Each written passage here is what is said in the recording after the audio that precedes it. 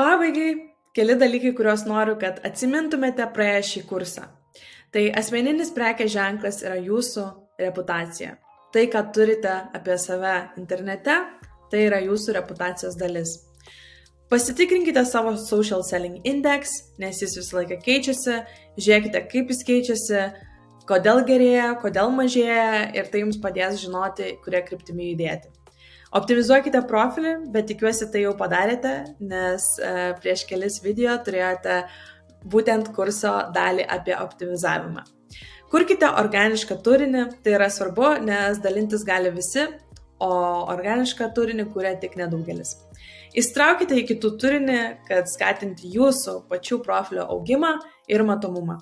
Plėskite pažinčių ratą, bet su saiku. Nepamirškite, kad žinutės, kurias siunčiate, kai plečiate savo pažinčių ratą, yra svarbios ir tai yra jūsų pirmo įvaizdžio dalis, taip kaip ką žmogus manys apie jūs.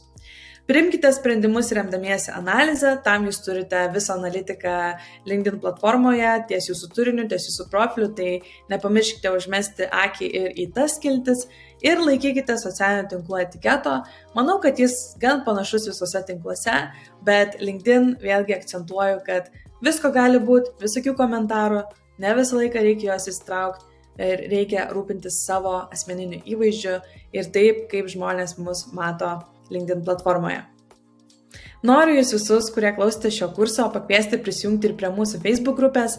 Tai mūsų Facebook grupė vadinasi LinkedIn komunikacija ir patarimai. Jūs galite parašyti tai Facebook'e, galite nuskenuoti dabar nuotraukoje būtent video esantį kodą ir prisijungti ten kiekvieną savaitę mes dalinamės naujienomis, žiniomis apie LinkedIn naujienas ir labai ten jūsų lauksime. Dar kartą noriu tarti jums ačiū. Ačiū, kad žiūrėjot, ačiū, kad klausėte šio kurso. Tikiuosi, jis jums buvo naudingas. Jeigu mes dar kaip nors su LinkedIn komanda galime jums padėti, tai kontaktus matote ekrane. Taip pat atliekame begalę įvairiausių kitų paslaugų, tiek auditų, tiek LinkedIn reklamos, turinio kūrimo, mokymų ir konsultacijų paslaugų. Bet manau, kad apie tai jau esate girdėję ir tikiuosi, kad dabar jūsų LinkedIn kelionė bus daug lengvesnė. Tikiuosi, kad susikontaktuosim. Jeigu turite mums kažkokio tai feedbacko ar atsiliepimų, parašykite, mes labai jų lauksime ir noriu palinkėti jums geros LinkedIn turinio kūrimo ir asmeninio įvaizdžio pradžios.